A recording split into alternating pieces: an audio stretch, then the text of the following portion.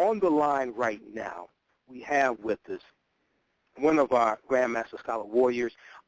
I've had her on the African History Network show twice before. It's always a pleasure to have her on, to be in her presence, to talk to her. I'm talking about none other than the one and only Dr. Frances Cress Welsing.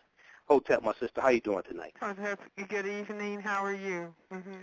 I'm fantastic, sister, and I was just, right before the show, I was just at a planning meeting for African Liberation Day, so everybody is excited about you coming to Detroit, excited to hear from you, and, it's always, always a pleasure to talk to you and to be in your presence. So I'm fantastic. Very good, very good. Definitely, sister. Well, there's a lot going on, and, just when you think things have calmed down somewhat, something happens and things jump off. And, tonight, I've already let the people know you're going to be here in about your lecture, and I'm going to give them some more details about that as we go further into the segment here tonight. But I really wanted to talk to you about Donald Sterling's scandal in a culture of white supremacy.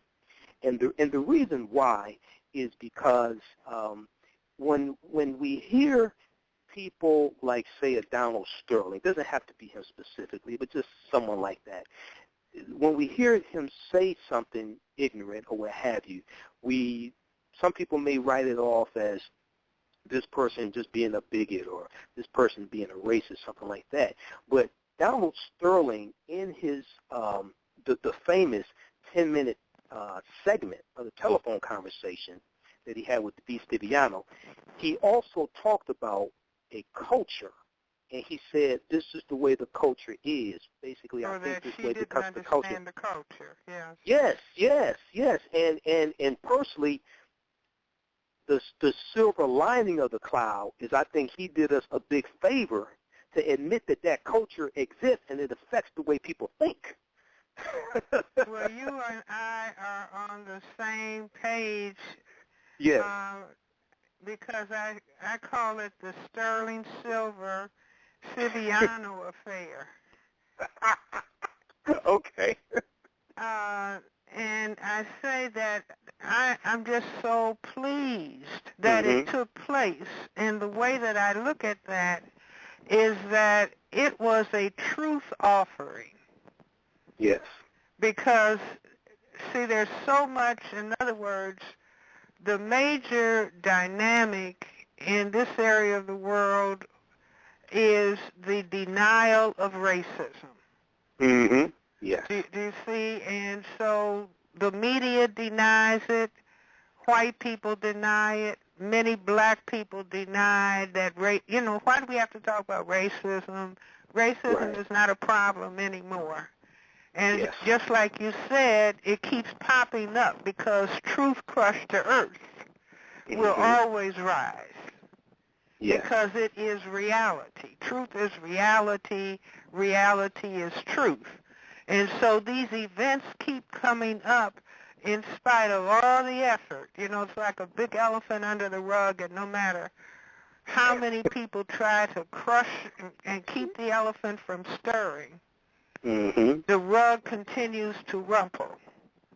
Right. And so I say this was a profound truth offering, a really profound truth offering, because it was a continuous statement of racism, white supremacy, at the same time the denial that this is what I am. Absolutely. And, all of my work is based on trying to understand racism, white supremacy, and as a psychiatric physician, help black people understand racism, white supremacy, because I say it's key to our mental health. This is the dynamic that is happening. This is why black people greet each other, say, hey, what's happening? What's happening? Because we don't understand what's going on. Do you see, why is it that we find ourselves always back in the same place? We thought we had achieved voting rights, and now we're circling around and talking about trying to get assured voting rights again. We thought we had achieved school integration. And what do we find ourselves? The children are being more poorly educated than ever in the history. Mm-hmm. Schools are closing. Do you see, every problem that we give a name to that we think we have solved, it comes back and hits us in the face because the problems are symptoms of the total system of racism, white supremacy. But that is consistently being denied. And so Donald Sterling, I'm sure he doesn't know he made more than a multi-billion-dollar offering to black people. Right. With his statements and the truth of what it is that he didn't know was spilling out of his mouth. Right. But there it is on record. And so you have the media, all the people, the white people in the media, scuffling around and calling him a racist, but they themselves refuse to talk about racism. Absolutely. Absolutely. And so this was a gift. And so black people all over this area of the world and all over the world should start talking and consistently talk about, no matter how the court proceedings work out, Absolutely. the Sterling Silver Siviano revelations. I'm going to have to remember that. Okay. Absolutely. See, all those S's are important. It's like one can say the SS. Okay. This is a wonderful offering, meaning that truth, even though you might find the truth uncomfortable, but truth is always a greater benefit than the denial or the pretense that something doesn't exist. If you can confront truth, and I say that truth, to be able to look at truth, is also a measure of self-respect. Yes. Do you see, no matter how difficult it is, the willingness to look at it means that you are achieving a higher level of respect for self. And I say self-respect is more powerful than a nuclear weapon. Well, See, this is also the missing ingredient. Okay. Because for a group of people, the people who structured the system of racism, white supremacy, local, national, global, one of the critical things that was essential, because that people who classify themselves as white are a tiny minority of the people on this planet. Right. Fewer than 1/10. The vast majority of the people are black, brown, red, and yellow. And so when the people who classify themselves as white began to come out of Europe and circumnavigate the planet, and they found that the majority of people were people of color. And when the white men had sexual relations with the women of color, they realized that all the children looked like their mothers, that white could be genetically annihilated, even though they didn't talk in genetic terms, but they could see that white disappears. And so their whole effort for the past 500 years has been the effort for white genetic survival, even though they can call it by different names. They can call it imperialism. They can call it capitalism. They can call it colonialism. They can give different names to it. Right. But bottom line, it is a total system, and this is what Neely Fuller has helped us understand from the time he laid out that racism is white supremacy. There's no other racism. There could be people of color with attitudes, but racism is a power structure and a power dynamic that operates in economics, education, entertainment, labor, law, politics, religion, sex, and war. And so from the time they recognized that they were a tiny minority that could disappear, genetically disappear, in the sea of the global non-white majority, they have this system in operation, and essential to the operation was the destruction of the self-respect for people of color, and of black people in particular, because black has the greatest genetic potential to cause white genetic annihilation. And so Right. that's why all people of color learn, if you're black, get back, brown, stick around, yellow, mellow, white, right. That's the color code for white genetic survival. And so, people think, oh, no, that just, they just think that it's the darker color. It's not just the darker color. The darker color has the most powerful genetic potential to cause white genetic annihilation, and it's all the same pigment, but the people who have the greatest genetic potential to produce the highest quantity, and they appear as the darkest people. They are the people that are most feared, and therefore they want to put most color behind everything else. And see, the sterling, the sterling Silver Siviano affair brought out so much of this. Yes. It brought out a man who classifies himself as white talking about being jealous of black men. Yes. It brought out V. Siviano talking, or was Sterling talking about how she hated her color and she wanted to be white, and that she used bleaching cream, and that of all of her siblings, they were all Hispanic, but she was Hispanic and black. Yes. Now, all of this came out of this man's mouth, including bringing in people into the locker room of the Clippers when the black men would be half-dressed. And he would tell strangers, just almost like a slave market, look at their beautiful bodies. Right. Right. So I heard all of this offering, I say it's a cosmic offering. All of this came out in the presence of black people and people who classify themselves as white. Not all black people, of course, but large numbers. See, I would dare say the majority of our group, black people, would prefer to not talk about racism. Correct.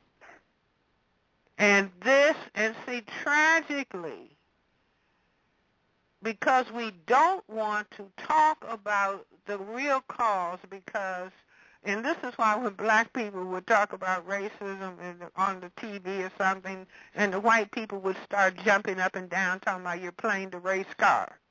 Mm-hmm. Now, Donald Sterling laid out the whole race deck. Yes, he did.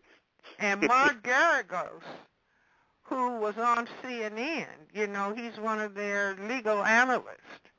Mark Garagos says he hears people talking like Donald Sterling every day and all the time.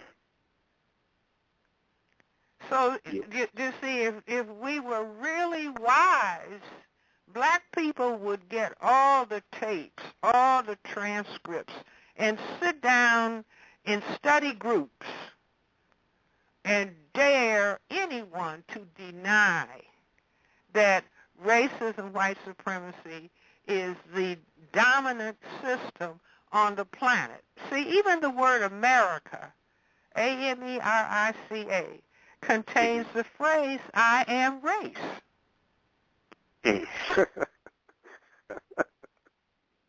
Right. See, just like the word Jesus in Ebonics is just us. Yeah, I played that clip before you came on, too. Yeah. Yes, you're correct. Truth, everything is energy. And so if we begin to understand everything is energy, and this is why it cannot be destroyed, and why truth will always become evident. And it will just keep pushing and pushing and pushing. Absolutely. The energy forces will keep pushing and pushing until people come to terms with reality. And when I was trained in psychiatry over 40 years ago, they used to tell us, see, now psychiatry doesn't want to talk about reality because then it would have to talk about racism and white supremacy. And so the dominant people in the field are people who classify themselves as white. They don't want to talk about white behavior. So they are now pushing pharmacological psychiatry. In other words, any complaint, just take a pill. Certainly don't decode the system of racism, white supremacy, because you might really get well, and then the system will be in difficulty. But we were trained that years ago that the role of the psychiatrist is to help people face reality even when they are afraid to do so. And so we must keep trying to find the courage and the self-respect. See, people talk about spirituality. In my view, see, there is a creative force in the universe, and you can call it God, you can call it whatever you want to call it, that is responsible for making this grand and glorious universe that has some problematic people. And I say that the creative force made black people the mothers and fathers of everybody on the planet. White people couldn't produce all the colors. Black people can produce all of the colors, starting with crystal black, highest level of black. Then next you make a mutation to albinism, and that's what white people are. They're a mutation, a genetic deficiency state. But you combine those two together, and you get all the colors in the middle. Right. So the creative force made black people the mothers and fathers of everybody on the planet. But under white supremacy, black people have been taught to hate black, which, as I said, came out in V. Siviano's, about her that Donald Sterling talked about how she wanted to be white. Although she did have the courage to say, I'm black and Hispanic. Right. You see, so how could you be hating black people? How can you say these things, right? Absolutely. So she had the courage to, to me she gets an A+. Absolutely. Because her discussion was completely and totally relevant to the reality of racism, whether she recognized it or not. So absolutely. If black people, if we can get the courage to respect ourselves, in other words, like African Liberation Day. See, liberation can come in many forms. And I say what we need is the liberation of our minds and the transformation of our minds, beginning with the understanding of this great problem on the planet, which is the system of racism, white supremacy. Do you see that? By black people learning how to respect themselves, because whatever you want to call the creative force in the universe that made us black and made the condition of crystal black, highest level black, that as long as we are in disrespect of that, we are in disrespect of the creative force. Absolutely. And then people want to beg and pray to the Creator, help me with this, help me with that. And I would say the Creator said, you're spitting in my eye. I made you black because black is the most critical thing on the planet. That's how come the astronomers are all talking about dark matter and the most powerful thing is the black hole. Racism, white supremacy has trained black people to hate themselves as black, to be glad that the slave masters raped our great-grandmothers, and so people don't look black and are trying to look white. And see, the system of racism pays the highest salaries to black people who, without understanding, are calling black people niggers and dogs and bitches and hoes and gangsters and thugs. See, that's the complete annihilation of black self-respect. And people think it's entertainment. Correct. No, that's the system of racism, white supremacy. You know, it's no different than racism, white supremacy said, I will not give you jobs. I will not give you significant employment. I will not give you education. I will not give you housing, but I will give you guns. And I will give you drugs. Right. And so then you can destroy yourselves based on my motivation.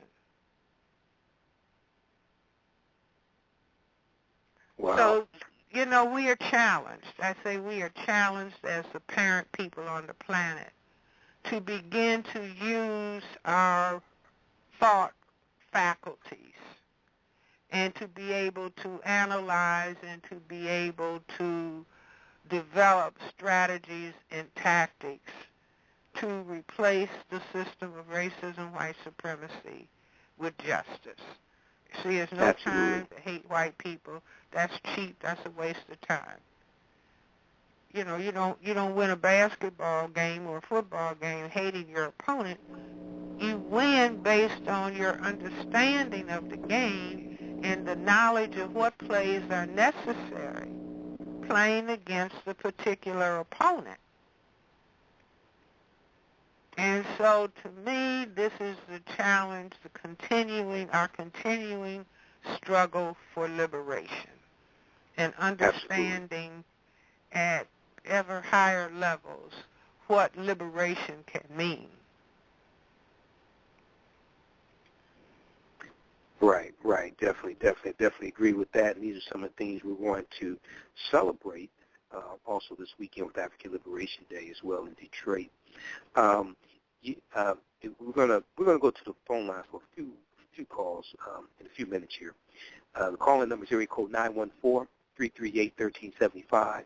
914-338-1375. If you have a question or comment, press the number 1 key to put you in queue so we can bring you on the air. We're going to transition into the TV show Scandal in just a few minutes here also. Now your voice is dropping off, so I can't hear you. Oh, can you hear me? That's better. Okay. We're going to transition into the TV show Scandal in just a few minutes here. But I wanted to ask you, when you came here to Detroit, April 20th last year, you were at the Shrine of the Black Madonna church, and you did your lecture. And I played a couple of clips of the lecture leading up to you coming on tonight, okay? And one of the things that you said was that any person who refuses to talk about racism and white supremacy hates black people. And I found that very interesting. You alluded to it a few minutes ago when you talked about how if you're on TV and you bring it up, you have an African-American person brings up race, people say you're playing the race card, things like this.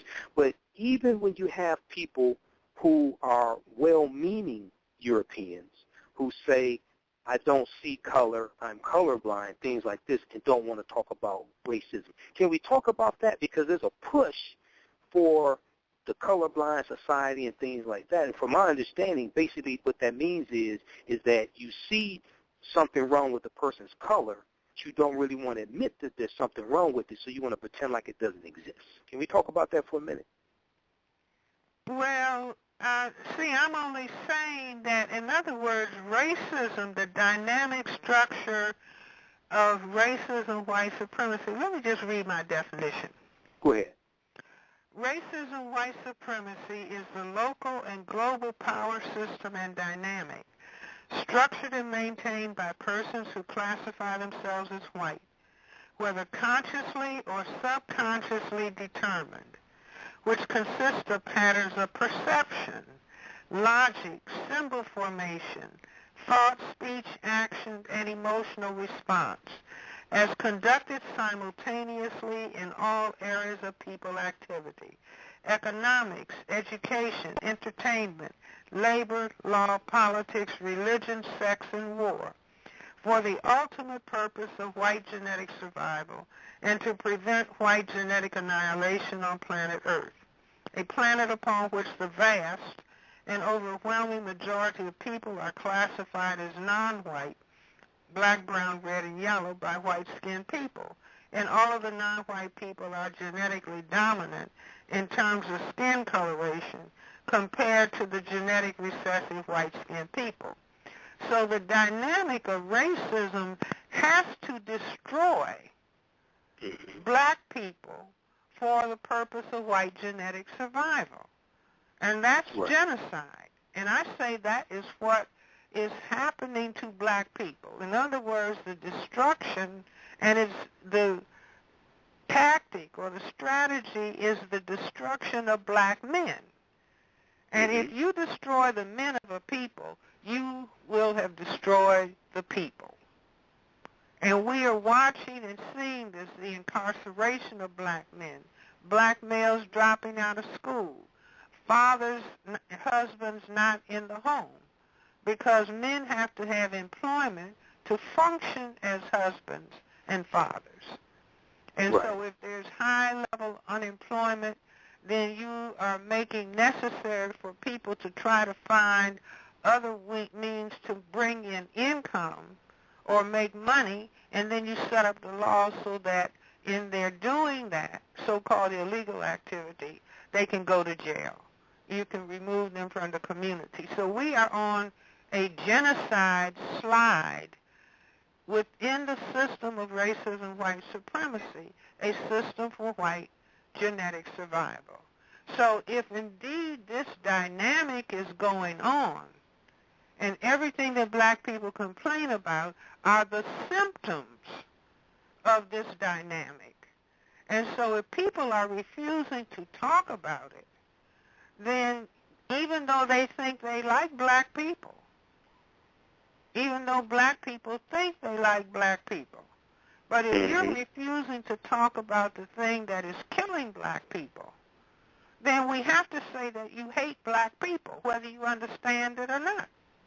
Right. You see, it's like, let's say as a physician, if I know that, let's say a certain food product has poison in it, but I say I really want to protect my reputation, and I want to be looked upon as being responsible. So I don't tell people. And so then people eat the food product and die. Can you say Francis Welsing loves the people or hates the people?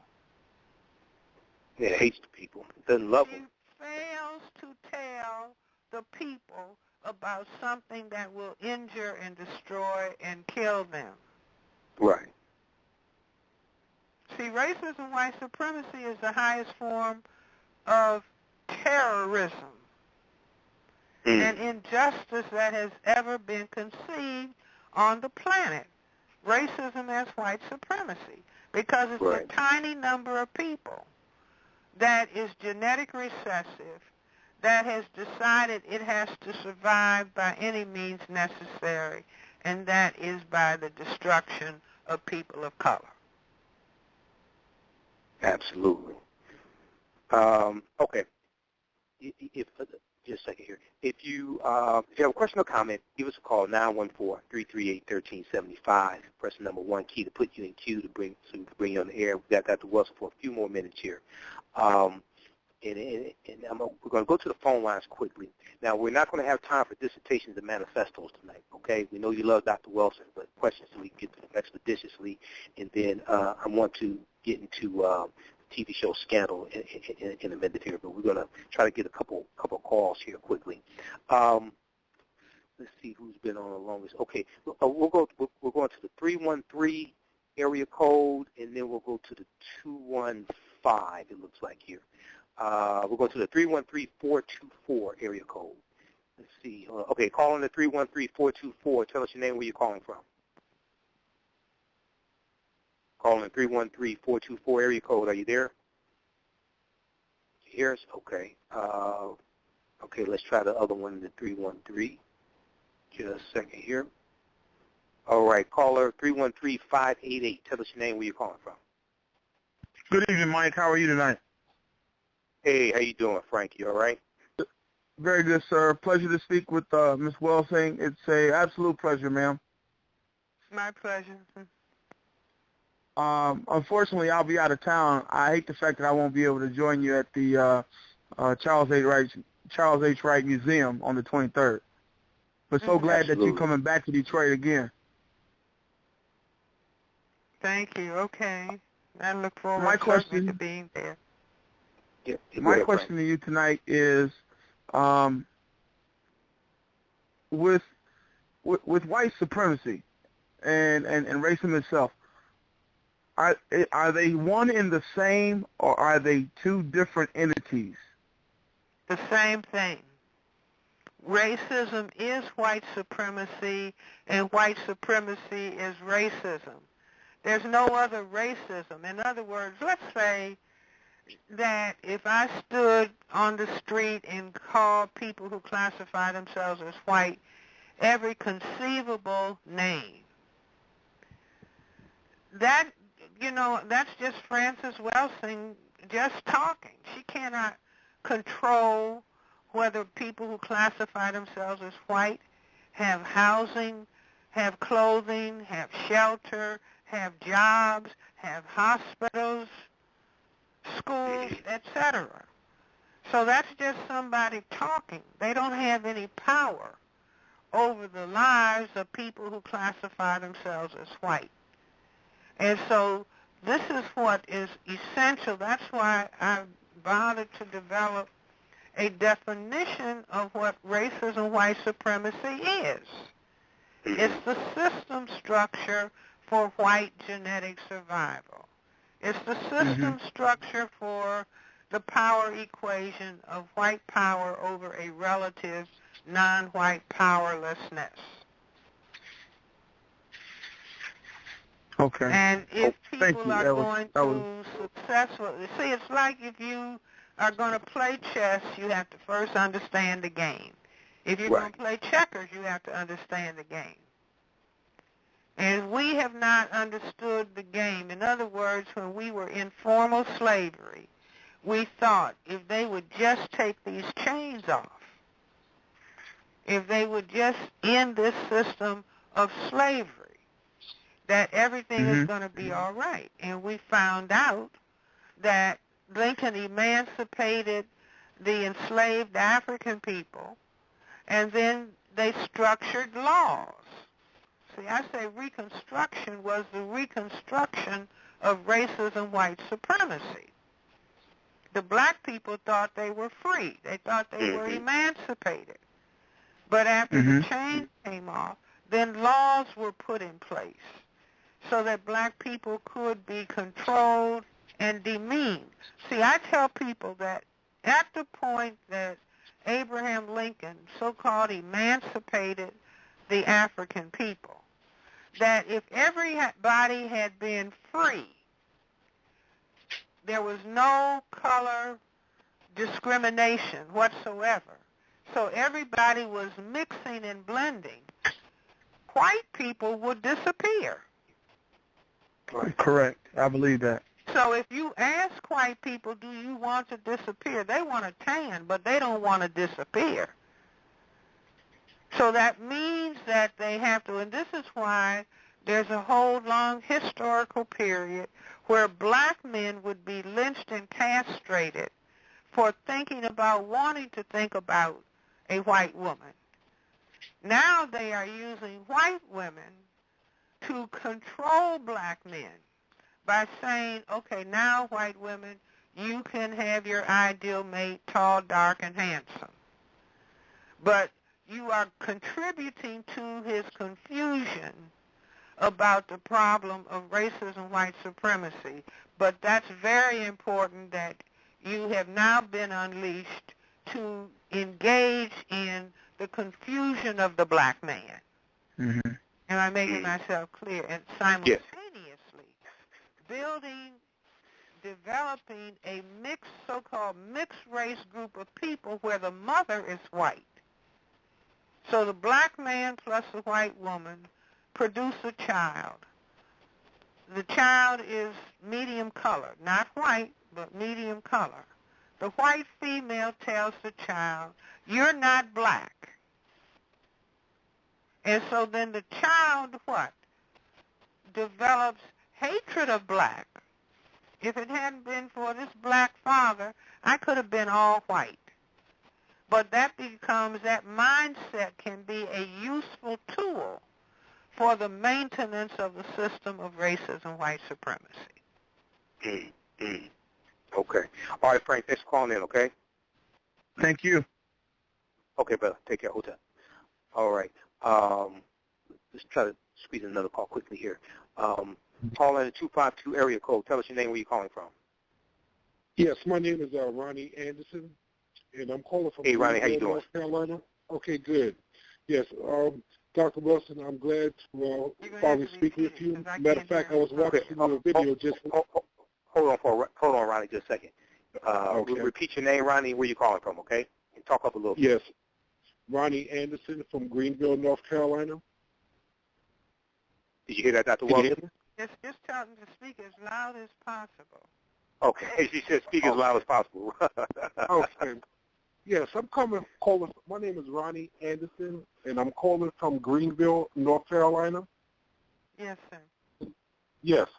I was just looking at your video just last night about what you're speaking on today, and it was well appreciated. But I have a question, and my question is pertaining to something that me and a friend of mine was speaking about today. We was in debate about it. So you're going to have to repeat that, host, because I can't hear him. I'll repeat it for you, Dr. Wilson. Okay. I'll repeat it for you, Dr. Wilson. Go ahead, Ronnie. Okay. And my question is, do black people purposely support the white racist supremacy system? And if so, why do they? Okay, do black people purposely support the European white supremacy system, and if so, why do they? Is that your question, Ronnie? Yes, because I would say that the vast majority of black people do not understand the problem as I'm describing it. Yes. Do you see?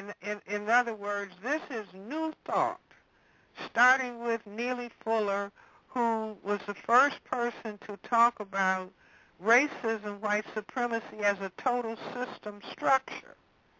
And so the vast majority of black people do not understand racism, white supremacy as a system. We can call it the miseducation of black people. Carter G. Woodson wrote about the miseducation of black people. And so the system of racism, white supremacy hardly wants us to use the word racism, and this is why Donald Sterling's revelations, in spite of himself, are so important. Because people don't want to talk about racism. It's like talk about anything. Talk about homosexuality. Talk about anything other than racism, white supremacy, which is the key. Right. And so the attempt is made to block an understanding of racism, white supremacy as a total system structure. In addition to that, black people have been taught to hate themselves.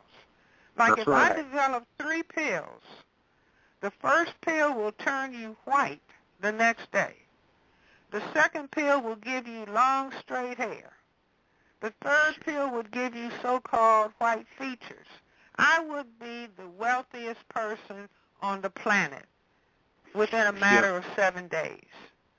Because all of the people of color on the planet have been taught to hate white. This came out, as we said earlier, in the Donald Sterling dialogue about V. Sibiano. She said she hated being black, that she wanted to be white. Look at all the people walking around with long, straight hair that they buy. Look at the people who are bleaching their skin. And it's not only black people, it's people in Asia, people in India. Wherever there are people of color who have been psychologically damaged by racism, white supremacy. And so black people are supporting, not only that, the system gave black people the image of God as a white man. Thank you. I'm glad you bring that up. This was one of the cleverest things that the system did. And this was given to us when we were in chains. And said, here, my image is God. And black people were being beaten and raped and mistreated for hundreds of years. And with the concept, oh, maybe there's a white person, God in heaven, who's going to come and save me. Well, this is a deep brain-computer implant. Yes, it is. Jesus, if he was a historical figure in the part of the world, Middle East and Northern Africa, he could not have been white. Billy Graham even says Jesus could not have been white if he was a historic figure in that part of the world. But if you are going to hold people in oppression, first you deny them a deep level of education. So they're not reading every book and searching for information and knowledge. And so you keep them in a state of non-learning. And then you tell them that the image of God, who they should be worshiping, who they should be looking to solve their problem, is the same image of the oppressor. That's right. So this is what has been done to us, and the challenge is for us to respect ourselves at a sufficient level so we begin to think. See, this is why the system has black people playing a lot of loud music that is sensory overload so the brain can't function. Just boom, de boom, de boom. You see?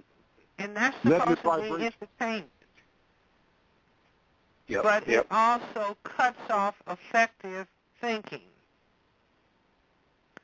So, again, by us, by black people thinking and first of all, beginning to deeply respect ourselves as black people, that this is key. Nothing without self-respect.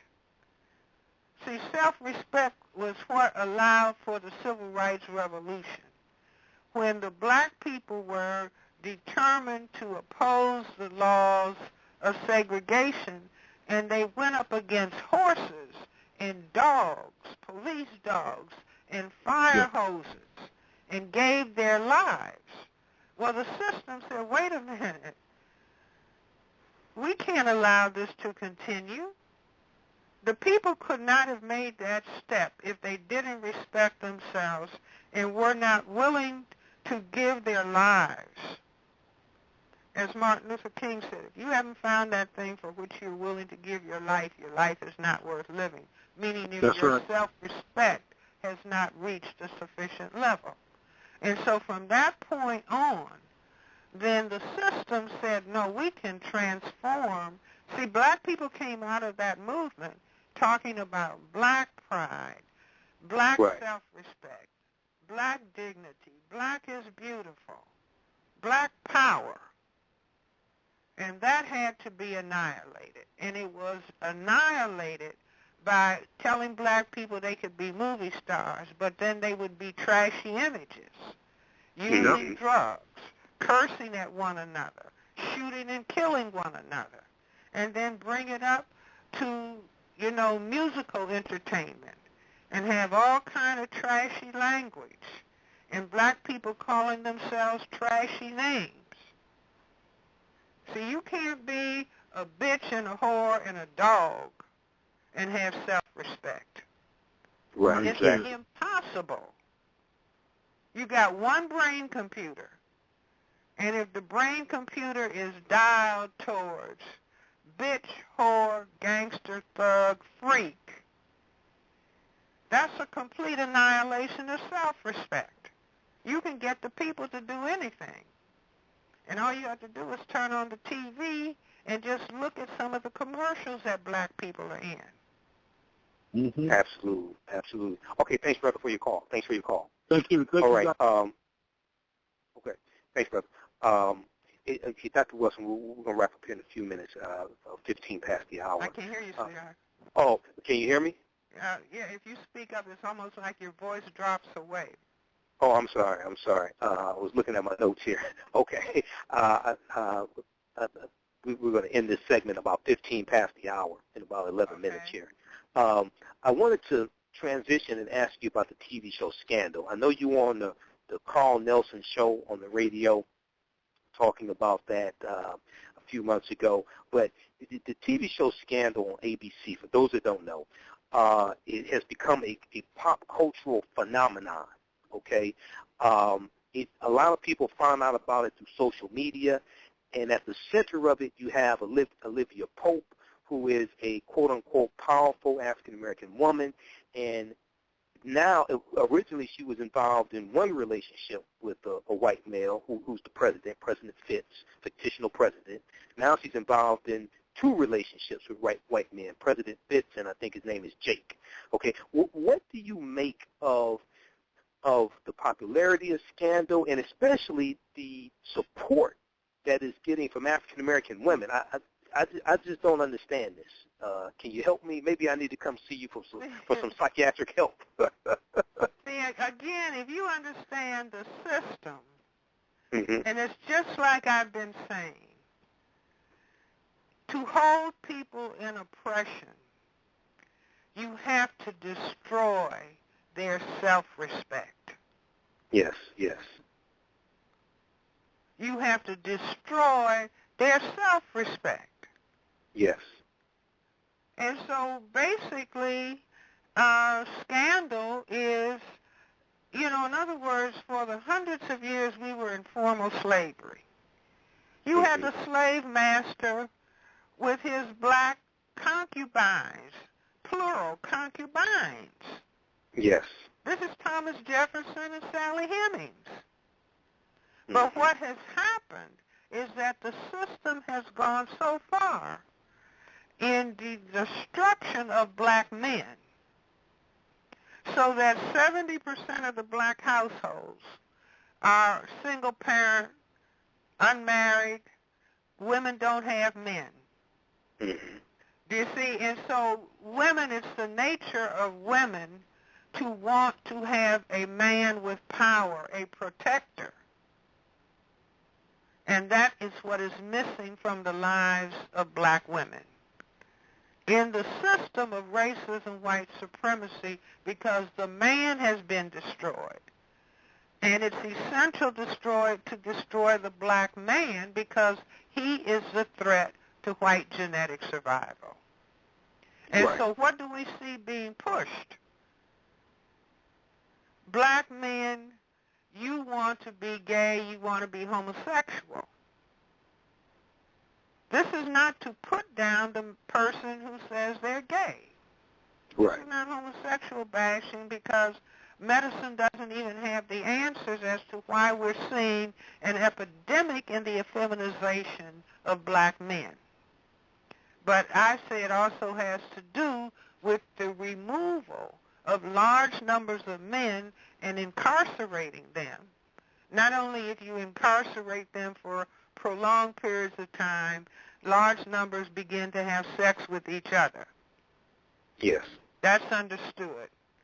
Do you see? But all of it is a part of the symphony of the destruction of black people.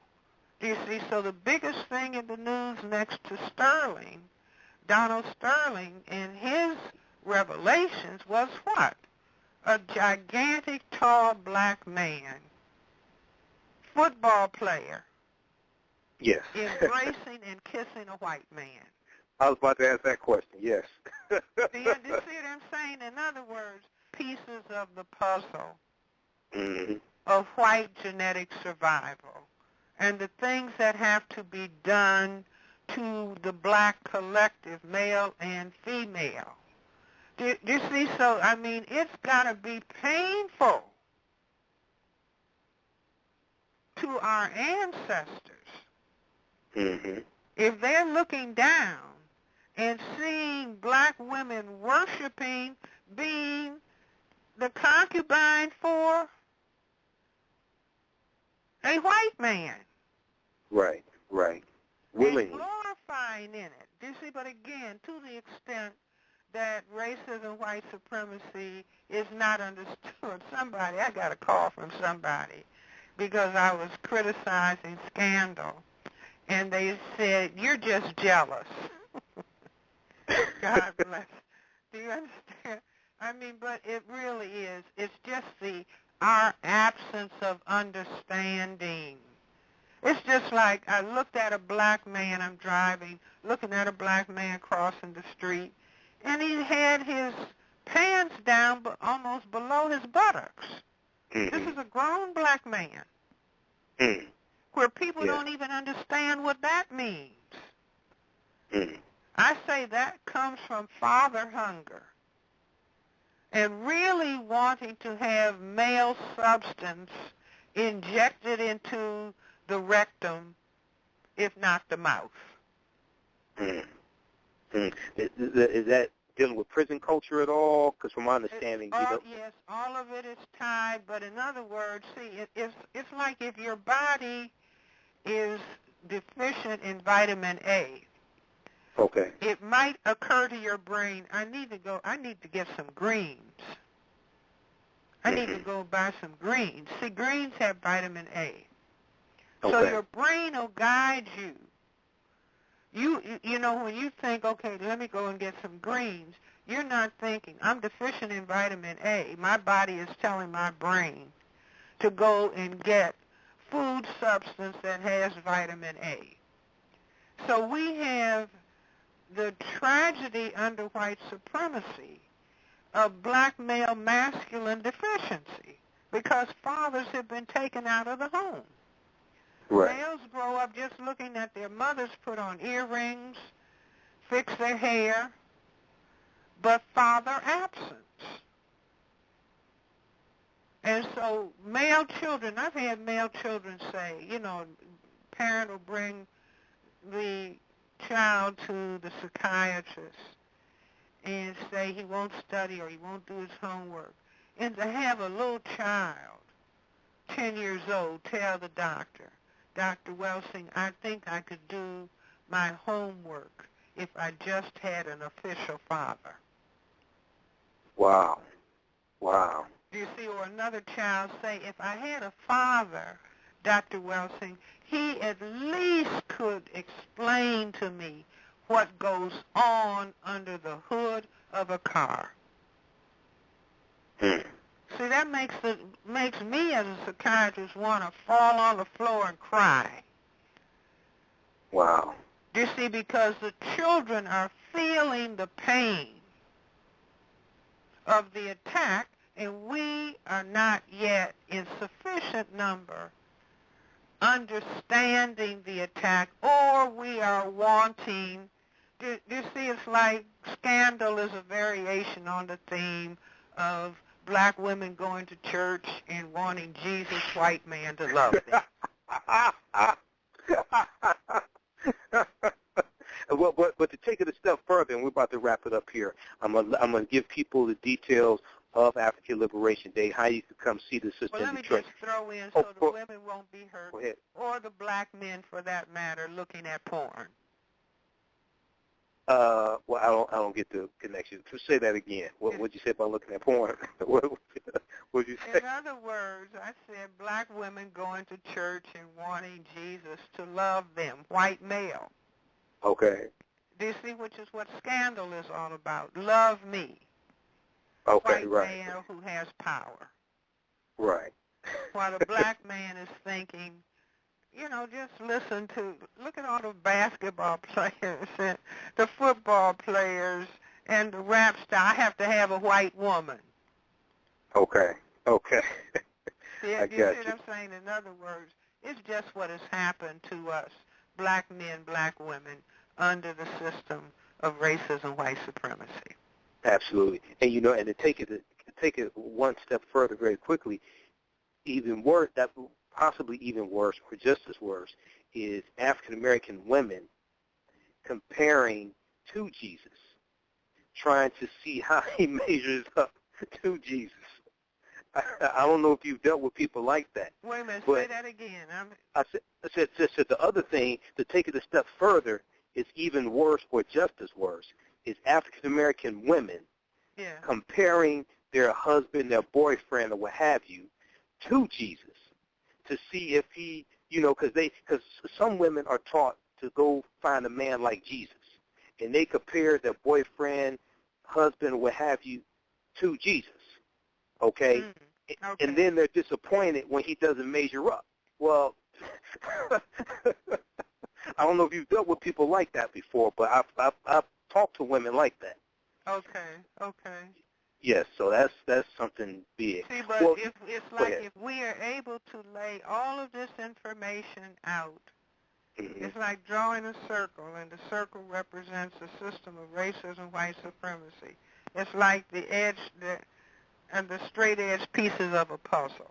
And so then you begin to see where all of the pieces fit. Yes. Absolutely.